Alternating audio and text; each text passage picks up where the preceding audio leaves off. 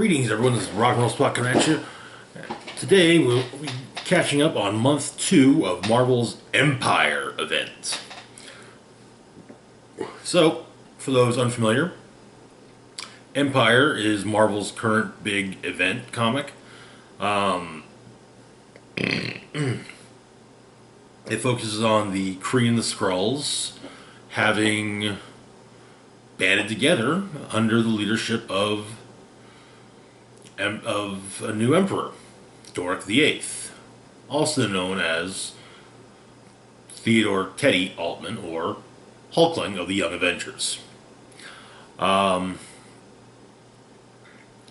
Seemingly, the combined Kree-Skrull armada has come to Earth, and it seemed like they were going to have the idea being that, okay, we'll have a huge victory on Earth to cement the alliance. Turns out that their target was not actually Earth itself, but rather the Kotati, who, among other places, a plant-based race originally from the Kree homeworld of Hala, who live on the blue area of the moon. The Kotati tricked the Avengers into helping them defend themselves against the Armada. As it turns out, the Kotati aren't as peaceful as they used to be and are actually planning to wipe out all animal life in the universe. Yeah.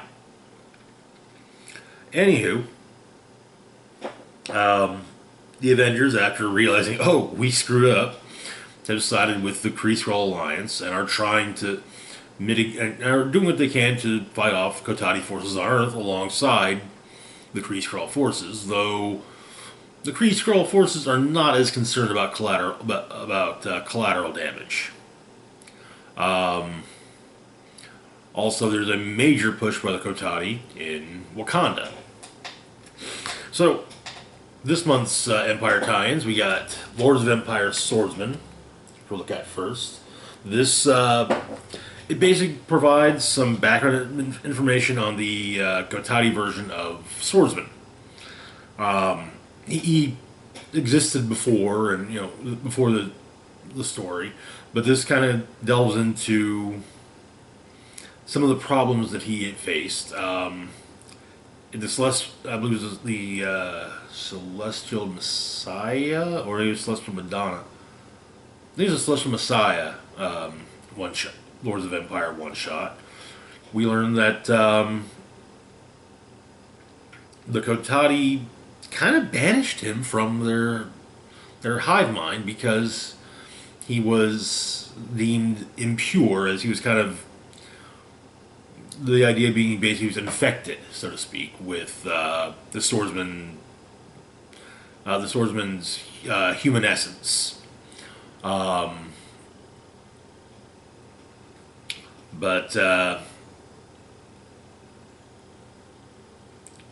Koi, the Celestial Messiah, and Swordsman come to Earth to retrieve Jacques Duquesne's sword from Avengers Tower. And then they go visit the priests of Pama, one of their monasteries, which is abandoned. And it turns out that their presence has kind of invigorated the plant life there. So Alchemax has sent people to harvest the massive plant growth, and so they can study it and, profit. Swordsman and Koi come upon this. There's a fight. Koi is disappointed in the fact that his father is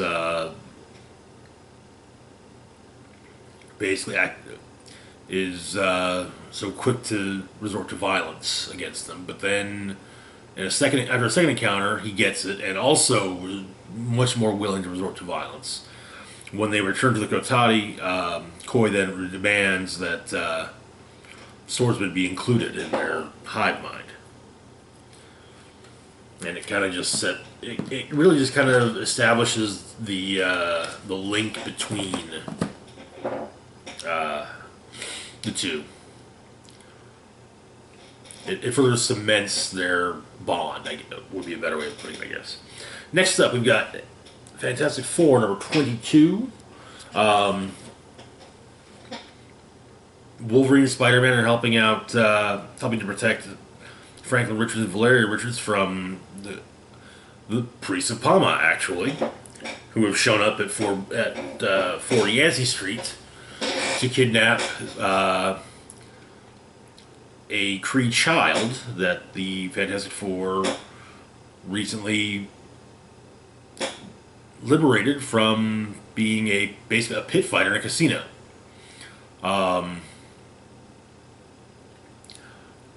In part 2 of the story, Valeria and Franklin make a point of utilizing some of the super tech they've got handy to fight off the Priests of Palma under the guise of being Hulk and Ghost Rider. And they also talk to Mr. Fantastic, and they say, yeah, apparently the machine is broken. It only sent 2 backup Fantastic Four members. However, Reed explains, no, it's working just fine. It recognized there were already 2 members present, so it sent 2 more to make 4. Basically saying that, yes, Franklin and Valeria are definitely members of the Fantastic Four, and so... However, the Kree child has been kidnapped, and it turns out the whole thing is he is a living repository for all Kree knowledge, and this includes the actually I have to look, but it harkens back to the Kree-Skrull War. Marvel gave the Skrulls a powerful weapon. And so the priests figure they can... the Omniwave projector. So the priests figure they'll get the Omniwave projector from the Living Chronicle, and then they can give that to the Kotati, and the Kotati can use that in their war on animal life. So now, Spider-Man, Wolverine, Franklin and Valeria Richards are going to rescue the Kree Chronicle. Joe Ved, if I remember correctly. Next up, we've got Captain Marvel, numbers 19 and 20. 19, 20.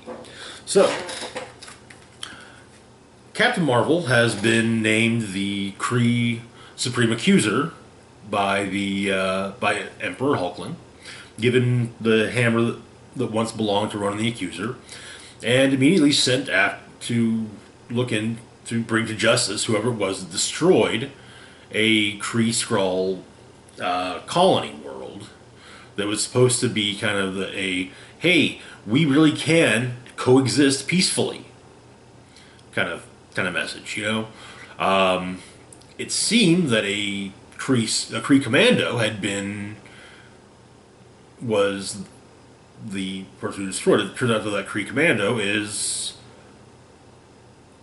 Captain Marvel's full Kree half-sister, bred from her mother's genetic material and the genetic material of another Kree. She obviously never knew her mother, but she knew who her mother was and has long wanted to meet Carol, her sister. So, but the hammer, it turns out, shows that Carol's sister is innocent. So, Carol takes her sister to Earth. In issue 19, we learn that Carol's taking her sister to Earth, and get her out of the way so that she can get her sister out of the way so she can fully investigate. She also then basically she tells her sister, hey, don't leave the house except for an emergency. not really defining emergency though, as getting cat food, getting food for Chewie, Carol's pet Flurkin, was deemed a an emergency, and not cat food because, well, yeah. Carol, however, is feeling very uncomfortable with the hammer. She also runs into an old enemy on the back on the planet, but he appears to be doing community service. Though there's some things that seem a little off about that to her. But anyway, so Carol returns to Earth once again as her sister's gotten loose and is trying to fight off the Kotati. And after helping her sister with the Kotati, Carol gets 3 of her friends, War Machine, Spider-Woman, and Hazmat, to meet her at the Doctor Strange's Sanctum Sanctorum, and they split the power of the hammer into 4. Well, 3 additional ones. One for War Machine, one for Spider-Woman, one for Hazmat. And so, Carol does kind of explain there's something off with, something doesn't, it doesn't feel like it's corrupting her, but it doesn't seem like it's corrupting her so much as she really, she really likes using it. And her sister stated under her breath that she can hear the hammer singing. So Carol and the Carol Corps head back to the Kree-Skrull colony world. They find the bad guy, who was, of course, the old villain. He was responsible for destroying the city. He framed Carol's sister. And yeah, the Carol Corps stop him and he's found guilty and brought to justice. But back on Earth, the daughter of one of Carol's friends has been kidnapped by the Kotati, and, well, Carol's sister is going to go rescue her. Next up, we've got X-Men number 11. So, where we left off, so X-Men number 10 kind of set up that, yeah, the X-Men discovered that, or what some of the X-Men discovered that the Kotati were planning an invasion on the moon, thanks to Vulcan. Number 11 has, and, well, it kind of gets, because of Vulcan's interference and bringing up Krakoa, they prioritized Krakoa as a target, so the Kotati attack Krakoa, and the issue is told as a flashback from the next day, as Exodus is talking to some of the mutant children about what happened the day before, and basically Magneto really took the fight to the Kotati on Krakoa, and yeah, basically, don't mess with Magneto. It's not going to end well. But he saved through himself, as well as some of the other X-Men. They managed to save Krakoa. But we got some really neat moments with, like, Magma, Iceman, and Magneto all working together, with Magma basically causing a volcano to erupt, Iceman chilling the magma, turning it into brittle iron, and then Magneto taking the brittle iron, smashing it into shards, and using it as basically a swarm-sized ranged weapon. Which brings us to Empyre X-Men numbers 2 through 4. There's 2, 3, and 4. So, it turns out that the Scarlet Witch tried to make amends for M-Day by resurrecting the dead mutants of Genosha. She kind of did. They all came back as zombies, though. So a month later, the Kotati show up, deciding to use the remains of Genosha as a staging area for their invasion of Wakanda. And the mutant zombies come upon them. Um, then the X some of the X-Men go to go to Genosha to figure out what's going to do their part against the Kotati invasion. While there, however, horde culture shows up as well because, well, plant life kind of their thing. So the two groups work together. It kind of helps that horde culture used a pheromone spray on Angel and Madrox. Also, Magic summons forth a bunch of the Krakoan psychics to, basically bring about to cause a psychic attack when it comes to the mutants on Krakoa, or to the Kotati and mutant zombies.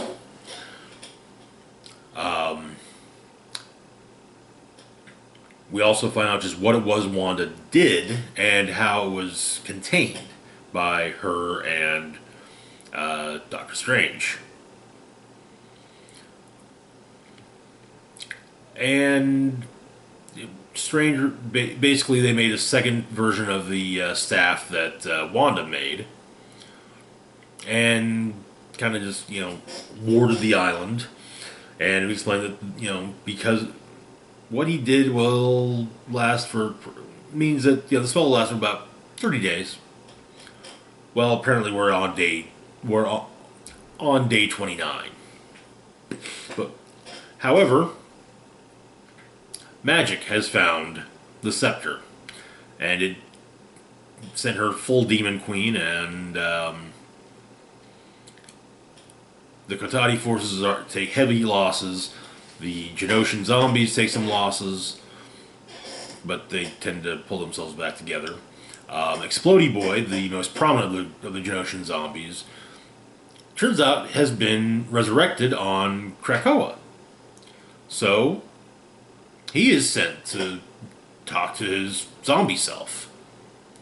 And, Explodey Boy realizes, okay, well, apparently I'm still alive. So, the zombie one, that is. So, apparently I'm alive again. So, you know what? There's no need for two of me. And he sacrifices himself to save everyone present. And then Scarlet Witch's spell wears off. Everything's back to normal, and all of the Demon Queen things that Magic said, she does not regret.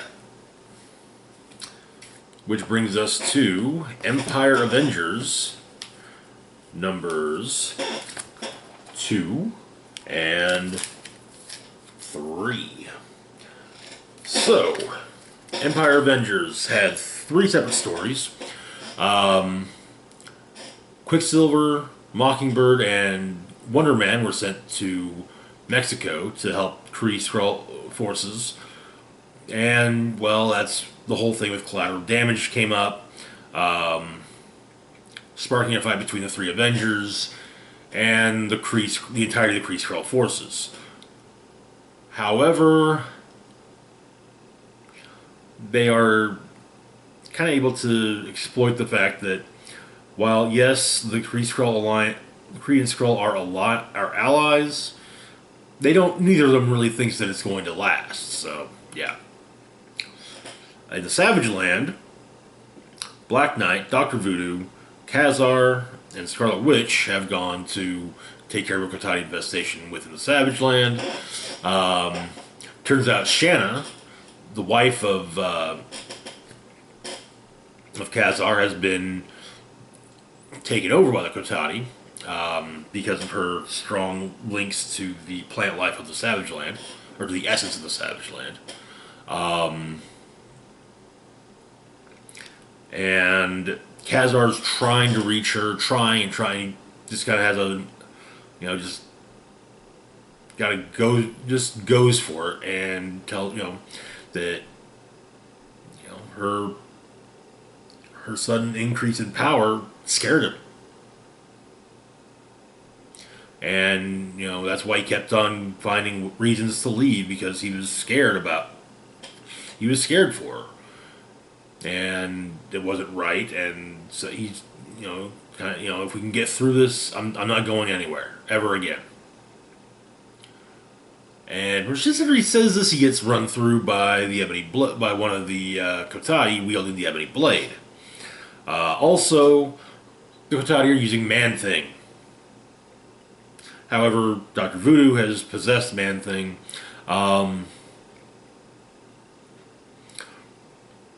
So but they're able to heal Khazar and kind of link him to the Savage Land, and return his soul to him from the Ebony Blade. But they get called to Wakanda because Shuri's not even sure if T'Challa's still alive or not. More on that later. The other story in Empyre Avengers takes place in New York.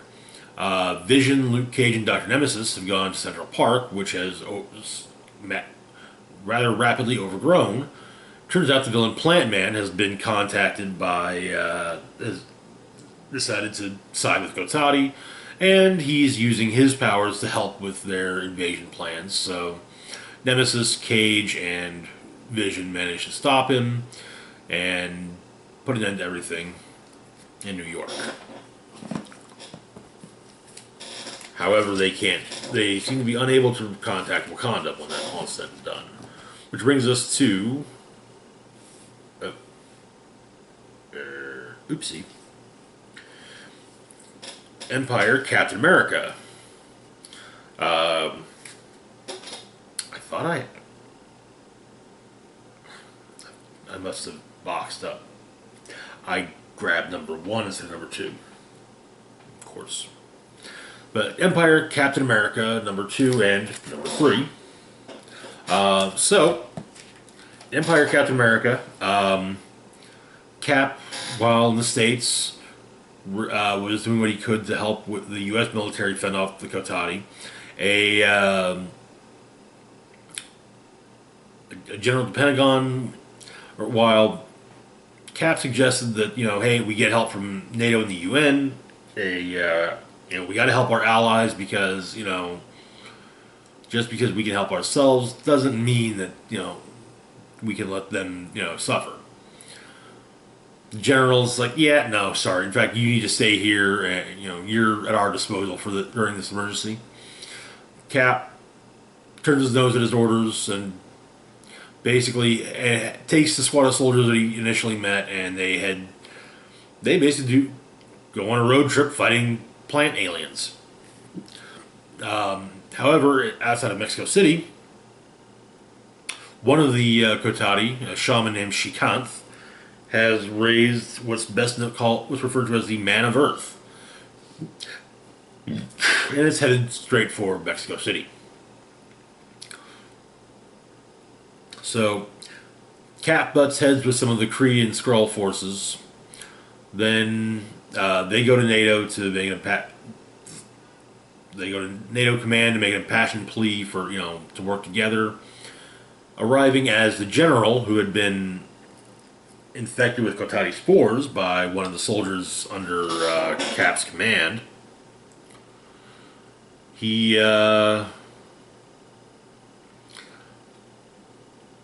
attacked everyone, trying to take them over as well. Cap and his forces managed to fend off the Kotati attack, and it said that, okay, yeah, we will work together. And even the Kree were like, this guy's actually pretty good at getting people to follow him. But it's like, we'll let them have their shot. We'll do it their way. And when they fail, we'll do it our way. However, in Mexico City, yeah, it doesn't work out as well as the Kree and Skrull hoped, but Cap makes a realization about Shikanth and destroys the scepter he's using to control the Man of Earth, which then basically turns the Man of Earth back into just, a mound of Earth.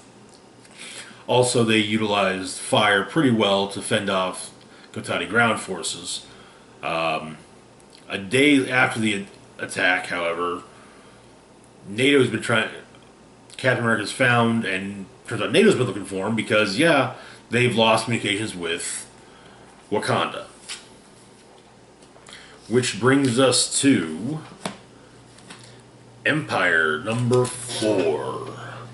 So, in Empyre number 4,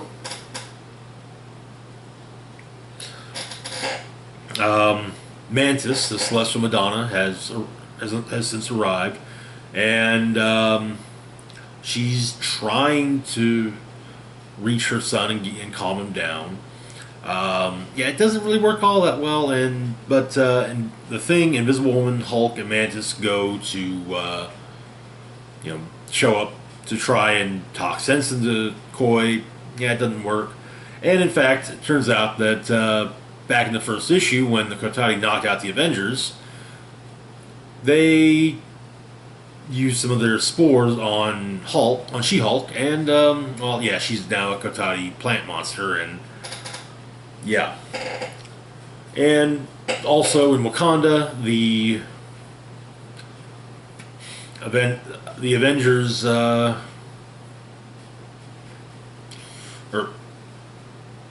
the Avengers, but Black Panther and his forces realize that just what the Kotati plan is. That's to use the basic plant some of their seedling weapons in the Great Vibranium Mound, which will then amplify their power, and yeah. Turns out that also that the Skrulls have a backup plan, a contingency plan in case the attack on Kotati falls through, called the Pyre. The Pyre is a bomb that will destroy a sun. It's already set up, it just needs to be activated. So it's in place, but Hulkling's not going to turn it on. However, it's revealed shortly thereafter that we learn, of course, that Tanith the Pursuer is actually, in fact, Hulkling's grandmother, the presumed late Skrull Empress.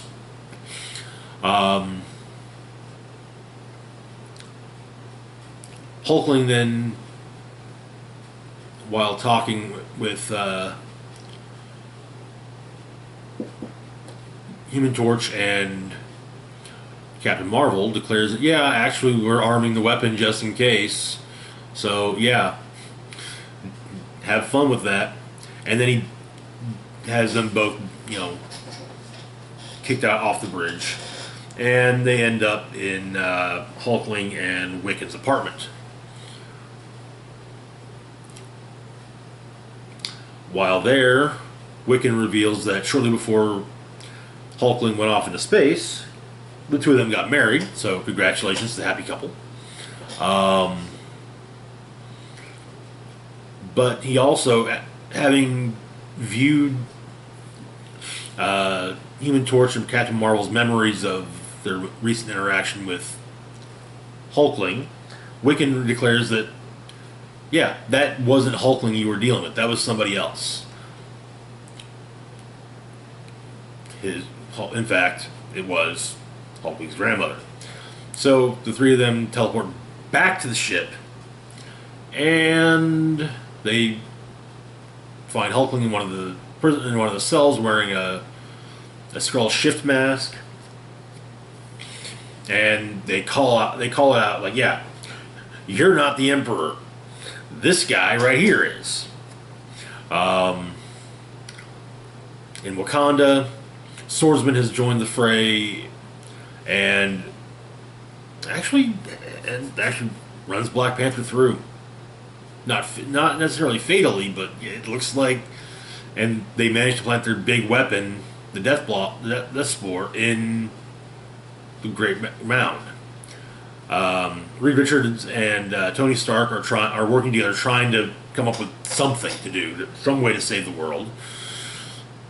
But it's not working. And nothing's coming to mind. Well, Tony's building armor because, well, that's what Tony does. The armor, it turns out, is for Mr. Fantastic. But they get a couple of interesting readings. They got 10 minutes to stop an attack from the sun, or the sun. They got 10 minutes to basically turn off the Pyre, and 9 minutes to stop the Death Blossom. So, yeah, 10 minutes, they gotta save the world twice over. She-Hulk and the Kotati possessed She-Hulk, and the Thing duke it out, and she's actual. She's actually really, she's kind of able to hold her own against the Thing, but the Thing kind of, he basically the Thing is, he continues keeps getting back up, so that the Kree and Skrull kids that the FF liberated early on in the story have a chance to be kids, and grow up.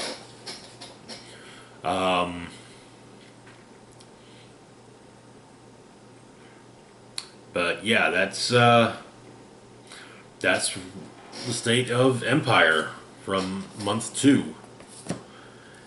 And that is all for now. As always, feel free to like, share, and subscribe. I'll be back either the end of this month or beginning of next month to cover the concluding month of Empire.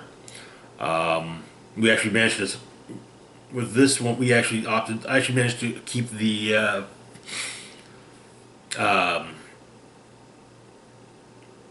two Empires from this past month off to, basically for the end because, well, everything leads into those two.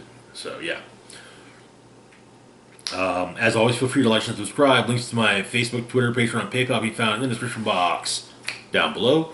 This is Rock and Roll Spock signing off saying, live long and rock hard.